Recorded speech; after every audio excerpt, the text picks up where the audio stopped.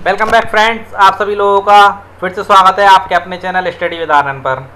देखिए दोस्तों, हमें आपको एनसीईआरटी हिस्ट्री के एमसीक्यूज कंप्लीट करवा रहे हैं। तो उसी क्रम में आज आपका अध्याय 8वां है, क्लास 7th का, जिसका नाम है ईश्वर से अनुराग, या जिसे आप भक्ति आंदोलन के नाम से भी जानते हैं। जब स्टैंडर्ड बुक्स में पढ़ेंगे तो आप भारत के भक्ति आंदोलन के रूप में पढ़ेंगे। और वैसे इस चैप्टर में, इस जो एनसीईआरटी की हिस्ट्री की क्लास में, इसे ईश्वर से अनुराग नाम दिया गया है इस चैप्टर को। तो टाइम वेस्ट ना करते हुए अपने क्वेश्चंस पर चलते हैं। देखिए फ्रेंड्स, देखिए मध्यकाल में उपमहाद्वीप में परमेश्वर यानी कि जिसे हम भगवान कहते हैं, परमेश्वर के संबंध में जो विचार आए, उन कथनों के संदर्भ में निम्नलिखित कथनों पर विचार कीजिए। इस समय यह बात व्यापक रूप से स्वीकार की जाने लगी कि सभी जीवधारी अच्छे तथा बुरे कर्म करते हुए जीवन, मरण और पुनर्जन्म के अनंत चक्रों से गुजरते हैं। सभी धर्मों ने इस बात को एक मत से स्वीकार कर लिया था दोस्तों इस समय पर, यहाँ पर मध्यकालीन भारत में। अगला पॉइंट, सभी व्यक्ति जन्म के समय भी एक बराबर नहीं होते हैं। ये पॉइंट ब्राह्मणों द्वारा फैलाया गया था, क्योंकि उन्होंने 4 वर्ण व्यवस्था विभाजित कर दी थी। जैसे ब्राह्मण, क्षत्रिय, शूद्र और वैश्य होते थे। तो लोगों के मन में ये बात घर कर गई थी कि सभी व्यक्ति जन्म के समय भी एक बराबर नहीं होते हैं। ओके दोस्तों, जो लोग सामाजिक विशेषाधिकार जैसे कि राजा हुए, ब्राह्मण हुए, जैसी चीज़ों से बेचैन थे, वह बुद्ध एवं जैन उपदेशों की ओर उन्मुख हुए, यानी कि चले गए।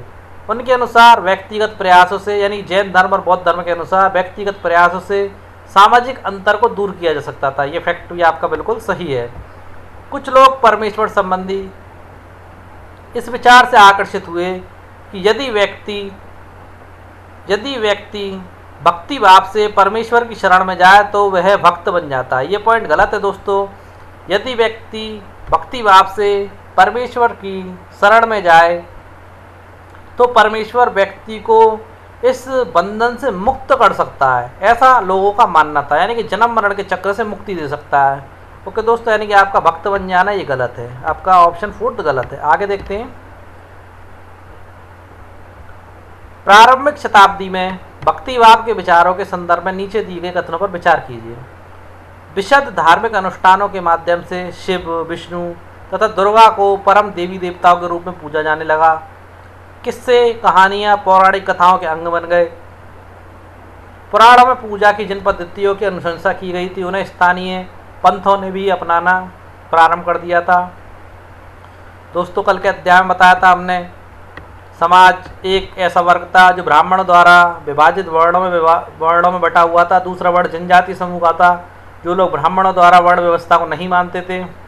और दोस्तों, पुराणों में जो पद्धतियाँ बताई गई थी, वर्ण व्यवस्था के लोग उनको मानते थे, परंतु स्थानीय पंथ आप कह सकते हैं, कुछ जनजातीय समूह में से जो लोग पहले वर्ण व्यवस्था को नहीं मानते थे, उन्होंने पूजा की उन पद्धतियों को अपनाना प्रारंभ कर दिया था दोस्तों। यानी कि आपका ये वाला पॉइंट भी बिल्कुल सही है।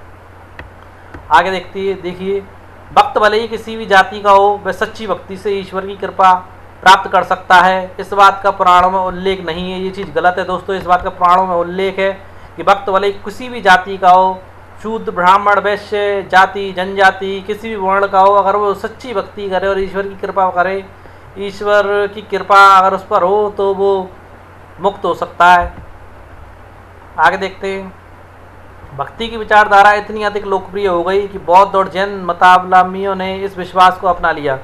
देखिए दोस्तों, पहले जैन और बौद्ध धर्म का जो मेन आधार था गृह त्याग था, परंतु धीरे धीरे भक्ति की विचारधारा इतनी अधिक प्रबल हो गई कि आगे आने वाले बौद्ध और जैन मतावलंबियों ने इन विश्वासों को अपना लिया और भक्ति की विचारधारा को अपना लिया। ओके, यानी कि आपका यहाँ पर तीसरा ऑप्शन असत्य है। आगे देखते हैं। 7वीं और 9वीं शताब्दी के मध्य भक्ति आंदोलन के समय नए नार किसे कहा जाता था? वैष्णव संतों को, शैव संतों को, पुलैया लोगों को, पनार लोगों को। तो दोस्तों, आप लोगों को बता देते हैं, शैव संतों को, यानी शिव की भक्ति करने वाले संतों को नए नार कहा जाता था। और जो पुलैया और पनार, ये उस समय की अस्पर्श यानी कि अछूत, जिससे स्पर्श करना मना था, जिससे हरिजन आज के टाइम पे आप लोग मानते हैं, परंतु आजकल छूताछूत सब चीज़ खत्म हो चुकी है। तो उसी प्रकार की जातियाँ थी पुलैया और पनार। आगे देखिए दोस्तों, नयनार और अलवार संतों ने भारतीय महाद्वीप में किस जगह धार्मिक आंदोलन का नेतृत्व किया था? तो दोस्तों, इन लोगों ने दक्षिण भारत में धार्मिक आंदोलन का नेतृत्व किया था। इन दोनों की थोड़ी व्याख्या कर देते हैं। देखिए, वैष्णव संतों को अलवार कहा जाता है। शैव एवं वैष्णव संत सभी जाति के थे, जिन्हें पुलह पुनार जैसी अस्पृश्य समझी जाने वाली जातियों के लोग भी शामिल थे।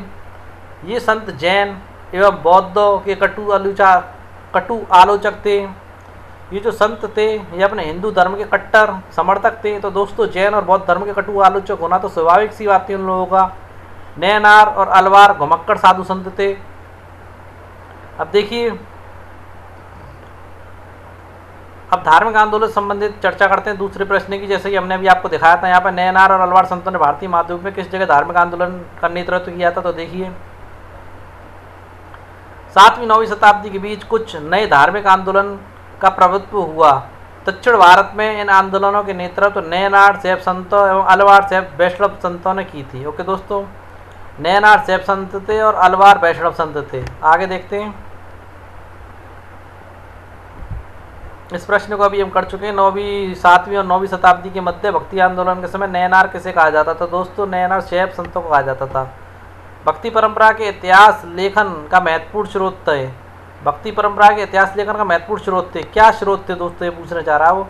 नैनार संतों के गीत संग्रह, अलवार संतों के गीत संग्रह, अलवार और नैनार संतों की धार्मिक जीवनियाँ, चोल और पांड्य राजाओं द्वारा बनवाए गए मंदिर। तो दोस्तों आपका यहाँ पर ये ऑप्शन तीसरा सटीक है। अलवार और नैनार संतों की जो धार्मिक जीवनियाँ थी वो भक्ति परंपरा के इतिहास के महत्वपूर्ण स्रोत साबित हुआ आगे चल करके इतिहास लेखन में। आगे देखिए, निम्नलिखित में से अलवार संत नहीं थे। पेरिया अलवार, और देखिए सारे के सारे संतों के नाम है, कुछ आपके अलवार संत हैं और कुछ आपके शैव संत हैं। तो देखिए दोस्तों नैनार संत और कुछ अलवार संत हैं। देखिए पेरिया अलवार, अलवार नाम से ही पता चल रहा है अलवार संत थे। और अंडाल ये भी अलवार संत थे। और तोरण डेपोडी ये भी अलवार संत थे। नम्मल अवार ये भी अलवार संत थे। और मणिकवा सागर ये आपके नैनार संत थे। दोस्तों आपका ऑप्शन चौथा सही है। अब मणिकवा सागर की हमने एक चित्र लगाया, पीछे आपको दिखाएंगे थोड़ी देर में। नैनार संतों के गीतों का संकलन किस नाम से। तो देखिए दिव्य प्रबंध, तेवरम, त्रिवाचकम, संगीतकम। तो देखिए उपयुक्त में से कौन सा कथन असत्य है, कौन सा कथन सत्य है। तो देखिए दोस्तों नैनार संतों के गीतों का जो संकलन है वह आपका तेवरम और त्रिवाचकम, इस दोनों नामों से, तेवरम और त्रिवाचकम इन दोनों नामों से इनका गीतों का संग्रह है। यानी कि आपका ऑप्शन तीसरा सही है। आगे देखते हैं, देखिए व्याख्या करने की कहा था वो देख लीजिए। मणिकवा सागर नैनार संत थे। अपार समंदर सदरार ये भी नैनार संत थे। देखिए साहब मणिकवा सागर की एक कांस्य प्रतिमा है जो आपके सामने हमने दिखाई है। और देखिए अलवार संतों द्वारा रचित ग्रंथ, गीत ग्रंथ कौन सा था। देखिए उसका नाम था दिव्य प्रबंधम। क्या नाम था इनके ग्रंथ का नाम, दिव्य प्रबंधम। और नैनारों के जो गीत संग्रह का जो ग्रंथ था वो हमने बता ही दिया, त्रिवाचकम और तेवरम। और अलवार का आपको बता ही दिया, दिव्य प्रबंधम। आगे देखते हैं, अद्वैतवाद के समर्थक थे शंकर, रामानुज, अक्क महादेवी, निम्न में से कोई नहीं। तो दोस्तों अद्वैतवाद के समर्थक आपके शंकर, जिनका पूरा नाम शंकराचार्य जी भी था। देखिए इसकी व्याख्या करेंगे अगले पेज पर। विशिष्टाद्वैत के सिद्धांत को किसने प्रतिपादित किया था।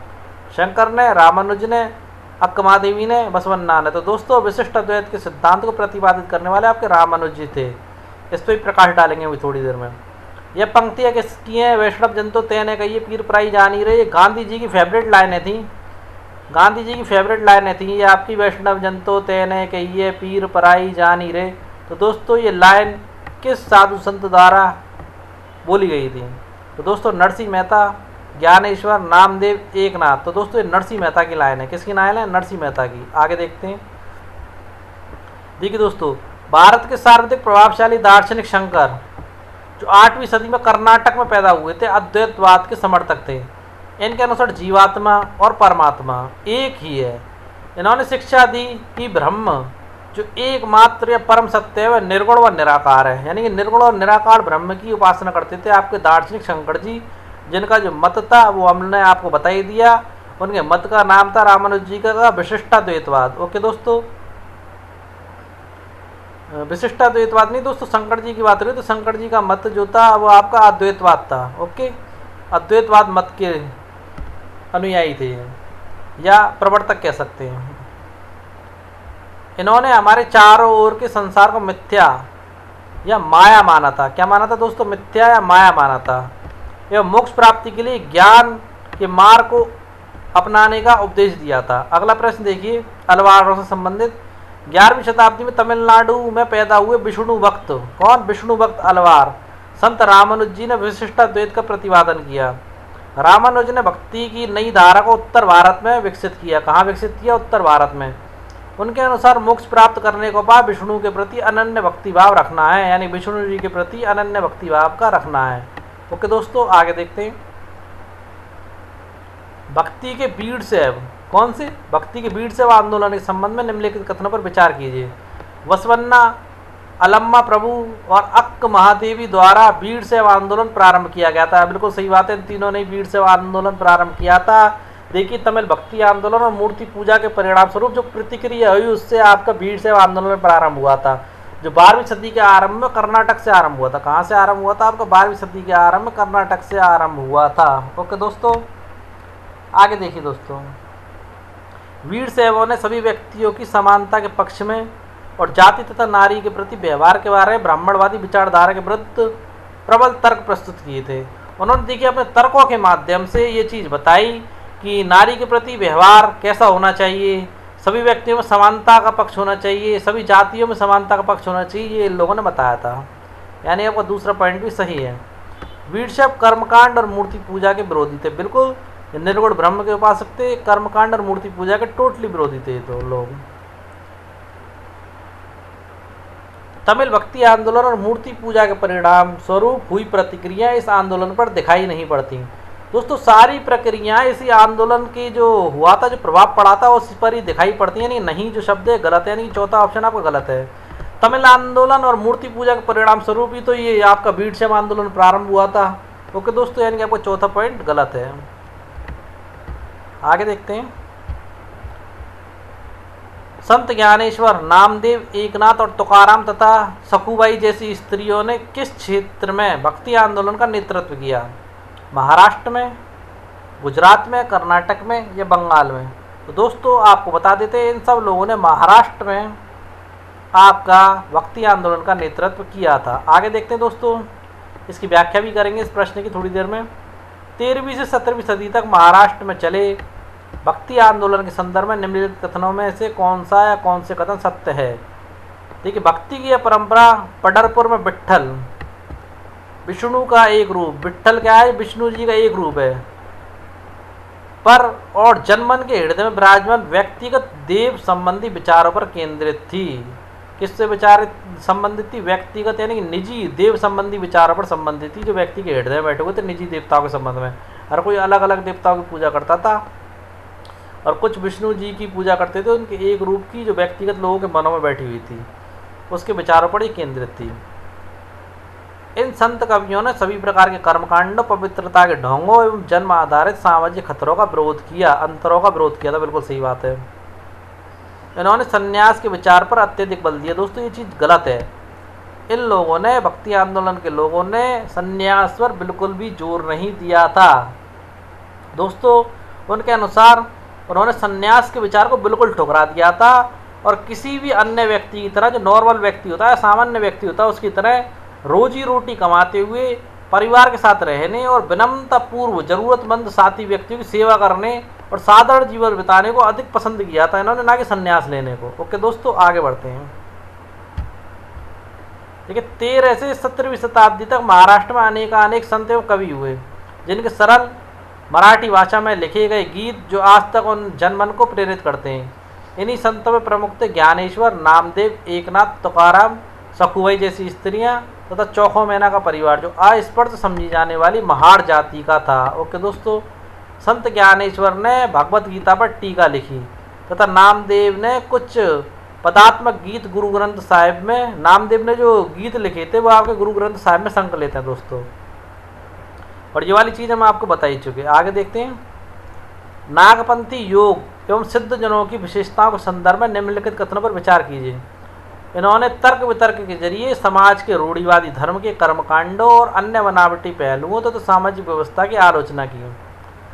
बता रहे हैं कि नागपंथी योग और सिद्ध जिन्होंने क्या किया, देखिए ना, तर्क वितर्क के जरिए, क्या तर्क वितर्क के जरिए समाज के रूढ़िवादी धर्म, जो रूढ़िवादिता समाज में प्रचलित थी, धर्म के नाम पर जो आडंबर किए जा रहे थे, और रूढ़िवादिता और कर्म कांडों और उन समाज की इन्होंने आलोचना की थी, ऐसे समाज व्यवस्था की आलोचना की थी। सही बात है बिल्कुल। ये इन्होंने संसार का परित्याग करने का समर्थन किया था।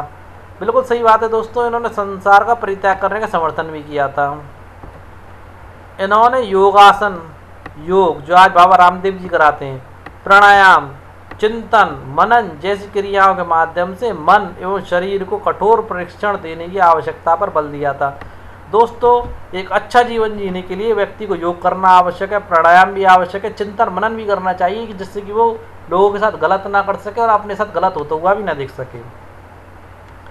आगे देखिए, उनके द्वारा दी गई रूढ़िवादी धर्म की आलोचना ने भक्ति मार्ग धर्म के लिए आधार तैयार करने का कार्य नहीं किया। गलत चीज़ है, आधार तैयार करने का कार्य किया था।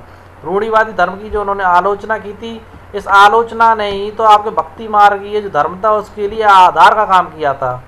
यह आगे चलकर उत्तरी भारत में लोकप्रिय शक्ति बन गया। बिल्कुल हकीकत बात है, ये तीनों आगे चलकर नागपंथी योग और सिद्ध, ये तीनों चल के उत्तरी भारत में लोकप्रिय शक्ति बन गए थे आगे चल करके दोस्तों, है ना। और इन्होंने जो हिंदू धर्म के रूढ़िवादिता, कट्टरवादिता और कर्मकांडों का जो विरोध किया था, वही इनके लिए भक्ति मार्ग के आधार बने थे। यानी कि देखिए दोस्तों, आपका चौथा पॉइंट गलत है। आगे देखते हैं क्वेश्चन नंबर 116, सूफी कौन थे, नीचे वर्णित कथनों के आधार पर बताएं। अब देखिए, सूफी परंपरा के बारे में पूछ रहा है, जो मुस्लिम धर्म से संबंधित हुआ करते थे, सूफी संत कहलाते हैं। पहला पॉइंट, मुसलमान रहस्यवादी संत थे। बिल्कुल सही बात है। आगे देखिए, धर्म के बाहरी आडंबरों को अस्वीकार करते हुए ईश्वर के प्रति प्रेम और भक्ति तथा सभी मनुष्य के प्रति दया भाव रखने पर बल देते थे। ये सारे जो आपके संत सूफी संत नैतिकता पर बल देते थे, ना कि धार्मिक कट्टरता पर। इन्होंने मुस्लिम धार्मिक विद्वानों द्वारा निर्धारित कर्मकांड आचार संहिता को बहुत कुछ स्वीकार कर दिया। बिल्कुल स्वीकार नहीं करा था दोस्तों, इन लोगों ने तो अस्वीकार कर दिया था। विशुद्ध धर्मकांडों को भी अस्वीकार कर दिया था, मुस्लिम विद्वानों के को और उनकी आचार संहिताओं को भी अस्वीकार कर दिया था। ओके दोस्तों, यानी कि ये पॉइंट आपका गलत है। वह ईश्वर के साथ एक प्रेमी की तरह जुड़े रहना चाहते थे, ये बात सही, प्रेमी की तरह जुड़े रहना चाहते थे, और बीच में उसके लिए कोई नियम या परंपरा, कुछ ऐसी रूढ़िवादिताओं का उन्होंने बिल्कुल विखंडन कर दिया था। ऐसे नियमों को बिल्कुल स्वीकार नहीं किया था उन लोगों ने। अगला पॉइंट, चौथा पॉइंट, सूफी भी अपनी भावना को व्यक्त करने के लिए काव्य रचना किया करते थे। ये पॉइंट सही है। तो देखिए, उपयुक्त कथनों में से कौन सा असत्य है, तो आपका जो असत्य है वह तीसरा असत्य है। आगे बढ़ते हैं। किन शताब्दियों में इस्लामी कानून यानी शरिया, इस्लामी कानून को आज भी शरीयत का कानून के नाम से जाना जाता है, शरिया कहते हैं, जिसमें से प्रधानमंत्री नरेंद्र मोदी ने 3 तलाक के कानून को परिवर्तित कर दिया है। आज भी इंडियन कोर्ट में मुस्लिम लॉ को आपके पहले जो कोर्ट के जरिए संरक्षण प्राप्त है, इसीलिए मुस्लिम लॉ का जो केस चलता है अदालतों में मुस्लिम लॉ के अकॉर्डिंग चलता है, जिसे शरिया कहते हैं। उसी में से एक अध्यादेश ला करके हमारे माननीय प्रधानमंत्री नरेंद्र मोदी जी ने 3 तलाक वाले मुद्दे को वहाँ से डिलीट करवा दिया है, परिवर्तित करवा दिया है, एक क्लॉज ला करके। जब लॉ का अध्याय पढ़ाएंगे तब आपको अच्छे से समझाएंगे इस चीज़ को। अब देखिए, किन शताब्दियों में इस्लामी कानून यानी शरिया और इस्लामिक धर्मशास्त्र के विभिन्न पहलुओं को विकसित किया गया। 5वीं से 6वीं शताब्दी, 7वीं से 8वीं शताब्दी, 8वीं से 9वीं शताब्दी, 9वीं से 10वीं शताब्दी। तो देखिए, 8वीं से 9वीं शताब्दी में विकसित किया गया था शरिया के कानून को, 8वीं से 9वीं शताब्दी में विकसित किया गया था। ओके दोस्तों, अच्छे से रट लेना। अब देखिए, निम्नलिखित में से कौन से सूफी मध्य एशिया के महान सूफी नहीं थे? गज्जाली, सादी, रूमी, कुतुबुद्दीन बख्तियार काकी। तो दोस्तों, कुतुबुद्दीन बख्तियार काकी जो थे आपके मध्य एशिया के महान सूफी संत नहीं थे, क्योंकि ये आपके भारत की साइड आ गए थे। ओके दोस्तों, सूफी लोगों में प्रयुक्त शब्दों की सूफी लोगों में प्रयुक्त शब्दों को, जो सूफी लोगों द्वारा जो शब्द प्रयोग किए जाते थे, उन शब्दों को सूची प्रथम से सूची द्वितीय से सुमेल कीजिए। पहला, नाम का जप करना। नाम का जप करना इस्लाम में या सूफी संतों में जिक्र करना कहलाता है। जिक्र करना यानी कि नाम का जप करना, जैसे हम लोग राम नाम का जप करते हैं। उसी प्रकार क्षमा बांधना यानी कि गाना गाना, क्या कहलाता है? गाना गाना। रक्स यानी कि नृत्य को रक्स कहते हैं। क्या कहते हैं? रक्स। आगे देखिए दोस्तों, सूफीवाद के ऋषि पंथ के संबंध में निम्नलिखित कथनों पर विचार कीजिए। कश्मीर में 15वीं और 16वीं सदियों में सूफीवाद के ऋषि पंथ का उदय हुआ। सही बात है बिल्कुल, इसमें कोई दो राय नहीं है। इस पंथ की स्थापना शेख नूरुद्दीन वली थे। स्थापना करने वाले कौन थे? शेख नूरुद्दीन वली, जिन्हें नंद ऋषि के नाम से भी जाना जाता था। इंपॉर्टेंट चीज़ है दोस्तों, हिंदू मुस्लिम भाईचारे का प्रतीक थे, नंद ऋषि के नाम से जाना जाता था। इन्होंने कर्नाटक के लोगों के जीवन पर गहरा प्रभाव डाला। नहीं दोस्तों, ये कर्नाटक के तो थे ही नहीं, इन्होंने कश्मीर के लोगों के जीवन पर गहरा प्रभाव डाला था। किसके जीवन पर? कश्मीर के लोगों के जीवन पर गहरा प्रभाव डाला था। ओके दोस्तों, अब देखिए अगला पॉइंट। इस पंथ से संबंधित स्मारक कश्मीर के कई भागों में पाई जाती हैं। बिल्कुल दोस्तों, असत्य आपका इनमें से उपयुक्त कथनों में से कौन सा कथन असत्य है? तो आपका तीसरा सत्य है। अब देखिए, खानका थे, यानी खानका क्या थे? ये खानका थे, हिंदू संत संस्था जहाँ संत अक्सर रहते भी थे। दोस्तों ये तो नहीं थे खानका बिल्कुल भी। सूफी संस्था जहाँ सूफी संत अक्सर रहते भी थे, ये चीज़ थे। खानका इन्हें कहा जाता था जहाँ सूफी संत निवास करते थे, उस संस्था को कहा जाता था जहाँ सूफी संत रहते थे या आकर के रुकते थे। आगे देखिए, 13वीं शताब्दी का महान सूफी शायर कौन था या कौन था? अजमेर के ख्वाजा मोइनुद्दीन चिश्ती, ये 13वीं शताब्दी के नहीं थे दोस्तों। दिल्ली के कुतुबुद्दीन बख्तियार काकी, ये भी 13वीं शताब्दी के नहीं थे। गुलबर्ग के वंदा नवाज गिसूदराज, ये भी 13वीं शताब्दी के नहीं थे दोस्तों। ईरान के जलालुद्दीन रूमी, ये आपके 13वीं शताब्दी के थे, ईरान के जलालुद्दीन रूमी। इनके विषय में कुछ इंपॉर्टेंट फैक्ट है जो हमने पीछे लगाया हुआ अगले पेज पर। तुलसीदास द्वारा रचित रामचरितमानस किस भाषा में लिखी गई? अवधी, बुंदेलखंडी, ब्रज या बंगाली? तो अवधी में लिखी गई, ये आप सभी लोग जानते होंगे। निम्नलिखित में से कौन सी रचना श्री कृष्ण के अनन्य भक्त सूरदास जी की नहीं है? साहित्य लहरी, सूर सरावली, साखी, सूर सागर। तो दोस्तों सूरदास जी अंधे थे और फिर भी इन्होंने श्री कृष्ण जी की अनन्य भक्ति की कविताएं लिखी, जिसमें से इनके बारे में कहा जाता सूर सूर तुलसी शशि उड़गन केशव दास। अंधा होते हुए भी इन्होंने श्री कृष्ण की बाल लीलाओं का अत्यंत मनोहारी रूप से वर्णन किया है। यानी कि तीनों रचना इन्हीं की। साखी जो है आपकी वो कबीरदास जी की आपकी। ओके दोस्तों, ये वाली नहीं है, नहीं पूछ रहा तो यही नहीं है। कविता पाठ तथा प्रार्थना गृह स्थापित करने की पद्धति किसने चलाई थी? तो दोस्तों कविता पाठ और प्रार्थना गृह स्थापित करने की पद्धति आपकी शंकर देव ने चलाई थी, जो आज भी सारे मंदिरों में सब जगह प्रचलित है। देखिए आगे व्याख्या करते हैं प्रश्नों की। देखिए, जलालुद्दीन रूमी 13वीं सदी का महान सूफी शायर था। वह ईरान का रहने वाला था और उसने फारसी में काव्य रचनाएं की। किसमें की? फारसी में काव्य रचनाएं। उसकी कृति का एक उदाहरण देखिए। वह ईसाइयों की सूली पर नहीं था, मैं हिंदू मंदिरों में गया। ईश्वर के बारे में कह रहा है कि वह ईसाइयों की सूली पर नहीं था, मैं हिंदू मंदिरों में गया, वहाँ भी उसको कोई नामो निशान नहीं था। ना तो वह ऊंचाइयों में मिला, ना ही खाइयों में। मैं मक्का के काबा भी गया, वहाँ भी नहीं था। मैंने उसके बारे में दार्शनिक एविसेना से पूछा, वह एविसेना की पहुँच से परे था। मैंने अपने दिल में झांका, यही उसकी जगह थी, वहीं मैंने उसे पाया और वह और कहीं नहीं था। ओके दोस्तों, अब देखिए शंकर देव जी कहाँ के थे? शंकर देव जी असम के थे और असमीय भाषा में इन्होंने कविता और नाटक लिखे थे। 15वीं शताब्दी जो सूरदास जी के समकालीन थे, विष्णु भक्ति पर बल दिया था इन्होंने। और देखिए असमीय भाषा में कविता और नाटक लिखे थे। इन्होंने नामघर यानी कविता पाठ और प्रार्थना गृह स्थापित करने की पद्धति चलाई थी। इम्पोर्टेंट क्वेश्चन है, नाम घर कहलाता कविता पाठ करना और प्रार्थना गृह, या प्रार्थना गृह या कविता पाठ और प्रार्थना गृह की पद्धति किसने चलाई थी? आपके शंकर देव जी ने। रट लेना इसको। मीराबाई के संदर्भ में निम्नलिखित कथनों पर विचार करते हुए बताएं कि निम्न में से कौन सा कथन गलत है। मीराबाई के संबंध में बताइए दोस्तों। मीराबाई एक राजपूत राजकुमारी थी जिनका विवाह 16वीं शताब्दी मेवाड़ के एक राजसी घराने में हुआ था। मारवाड़ वंश मेवाड़ के महाराणाओं में हुआ था इनका विवाह। ओके दोस्तों, मीराबाई रविदास जो अस्पृश्य जाति के माने जाते थे उनकी अनुयायी बन गई, उनकी भक्त थी। बिल्कुल सही बात है। वे विष्णु की भक्त बन गई, गलत बात है। वो कन्हैया जी की भक्त थी। किसकी थी? कन्हैया जी, कृष्ण जी की भक्त थी। और कृष्ण जी की भक्ति एक प्रश्न पूछा भी गया था काफ़ी पहले एग्जाम में कि मीराबाई कृष्ण जी की भक्ति किस रूप में करती थी? सखा रूप में, या फिर आपकी सखा तो मित्र रूप में होता है, या फिर कांत रूप में, कुछ ऐसे शब्द आया था नहीं, पति रूप में ये भक्ति करती थी। उन्हें अपना पति मानती थी, पति के रूप में भक्ति करती थी। इस पॉइंट को भी आप ध्यान रखना। पति के रूप में मीराबाई उनकी भक्ति किया करती थी। उनके गीतों ने उच्च जातियों के रीति नीतियों को खुली चुनौती दी तथा ये गीत राजस्थान गुजरात के जनसाधारण बहुत लोकप्रिय हो गए थे। बिल्कुल सही बात है। आपका तीसरा पॉइंट गलत है। देखिए संस्कृत में गीत गोविंद की रचना किसने की थी? तुलसीदास ने, दादू दयाल ने, जयदेव ने, रविदास ने। तो दोस्तों संस्कृत में गीत गोविंद जो रचना काफ़ी प्रसिद्ध है, उसकी रचना भी जयदेव जी ने की थी। किसने की थी? जयदेव जी ने। आगे बढ़ते हैं अगले प्रश्न की ओर। कबीरदास जी का जन्म कब एवं कहाँ हुआ था? इनका जन्म 15वीं एवं 16वीं सदी में हिंदू बुनकर परिवार में हुआ था। 15वीं 16वीं सदी में मुसलमान जुलाह यानी बुनकर परिवार में हुआ था। 16वीं 17वीं सदी में हिंदू क्षत्रिय परिवार में हुआ था। निम्न में से कोई नहीं। तो दोस्तों इनका जन्म 15वीं एवं 16वीं सदी में मुसलमान जुलाह यानी बुनकर परिवार में हुआ था। ओके दोस्तों। कबीरदास जी के संदर्भ में निम्नलिखित में से कौन सा कथन सही नहीं है? बताएं। कबीर साकार परमेश्वर में विश्वास रखते थे। साकार में कभी भी नहीं रखते थे दोस्तों, निराकार निर्गुण ब्रह्म में विश्वास रखते थे, यानी कि ये पॉइंट आपका गलत है। उन्होंने उपदेश दिया कि भक्ति के माध्यम से ही मोक्ष यानी मुक्ति प्राप्त की जा सकती है। ये चीज़ सही है, आधा पॉइंट सही है और आधा गलत है आपका। उनके उपदेशों में ब्राह्मणवादी हिंदू धर्म और इस्लाम दोनों के बाह्य आडंबर पूर्ण पूजा के सभी रूपों का मजाक उड़ाया गया है। बिल्कुल सही बात है दोस्तों।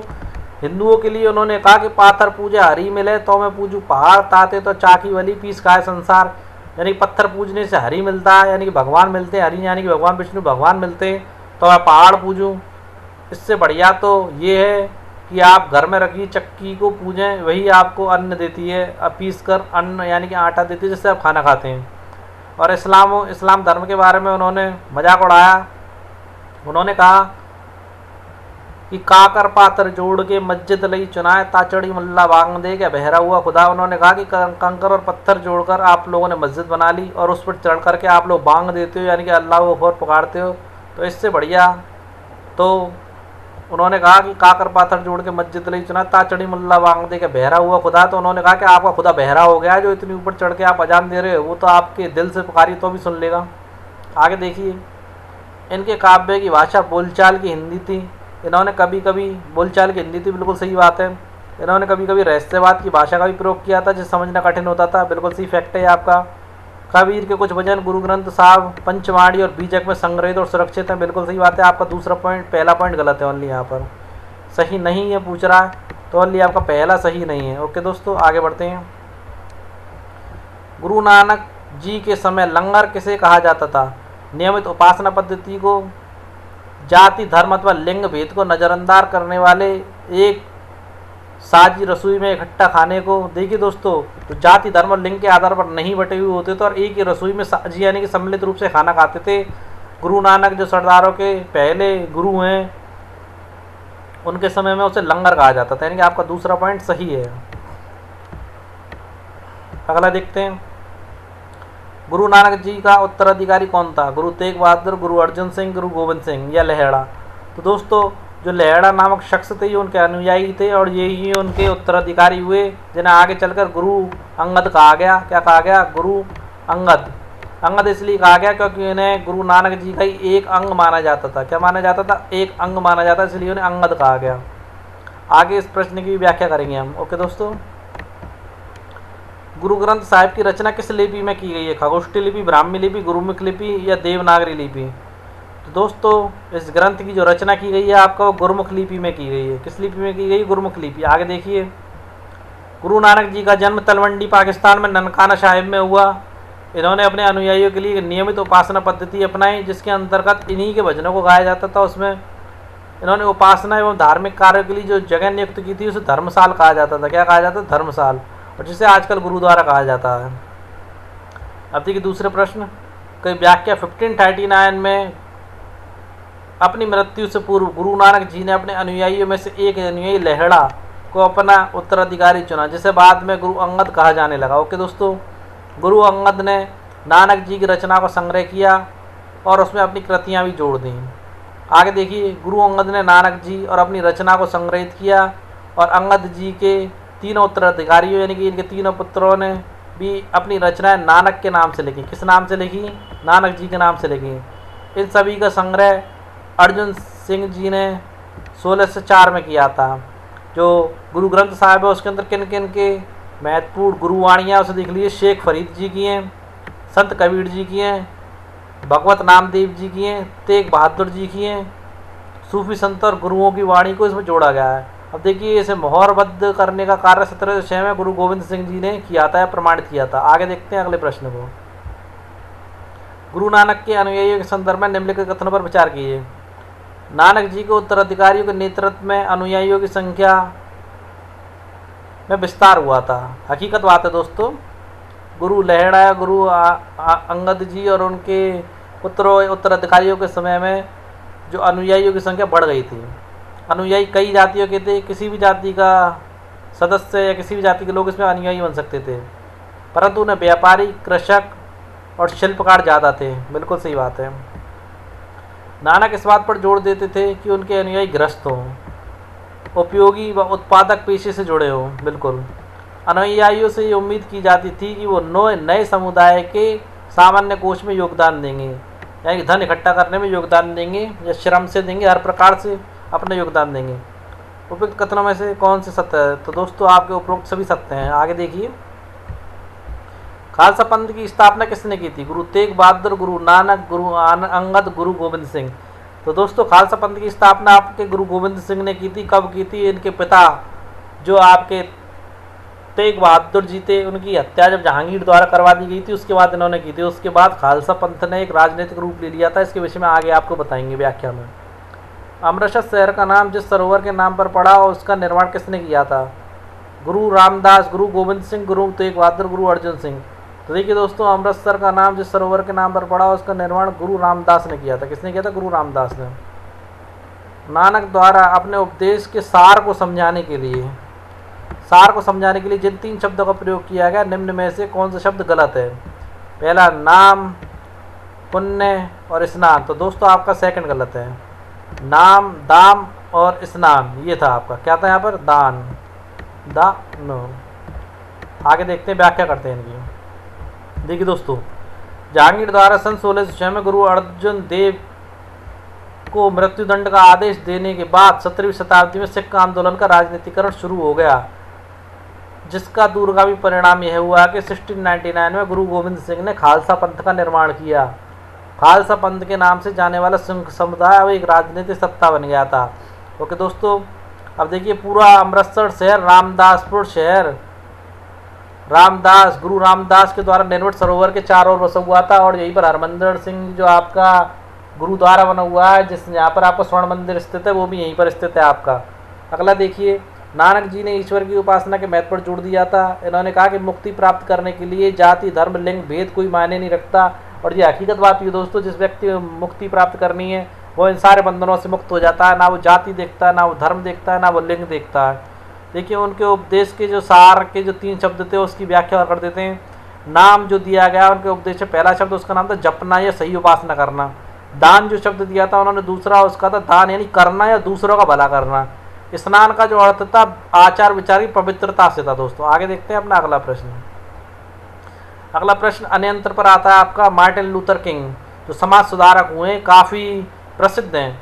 मार्टिन लूथर किंग काफ़ी प्रसिद्ध हैं, जैसे हमारे देश में गांधी जी प्रसिद्ध हैं। ओके दोस्तों, और उन्होंने अपने क्षेत्र में समाज सुधार में काफ़ी कार्य किए। देखते हैं, 16वीं सदी का समय यूरोप में एक धार्मिक अंतक्षोभ यानी उथल पुथल का काल था। तब ईसाई धर्म में अनेक परिवर्तन हुए, जिन्हें लाने वाले महत्वपूर्ण नेताओं में कौन थे? मार्टिन लूथर किंग पूरा नाम है इनका। लूथर ने महसूस किया कि रोमन कैथोलिक चर्च के अनेक आचार व्यवहार बाइबल की शिक्षाओं के विरुद्ध जाते हैं। बाइबल की शिक्षाओं के विरुद्ध जा रहे थे दोस्तों उनके आचार विचार। तब इन्होंने विरोध करना प्रारंभ किया था। और लास्ट में क्या हुआ दोस्तों?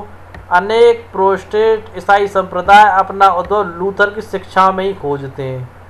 अब बाद में इतने अधिक प्रसिद्ध हो गए कि जो ईसाई संप्रदाय के लोग थे उनका उद्भव लूथर की शिक्षाओं में ही खोजने लगे। ओके दोस्तों, लूथर ने लैटिन भाषा की बजाय आम लोगों की भाषा के प्रयोग को प्रोत्साहन दिया और बाइबल का जर्मन भाषा में अनुवाद भी किया।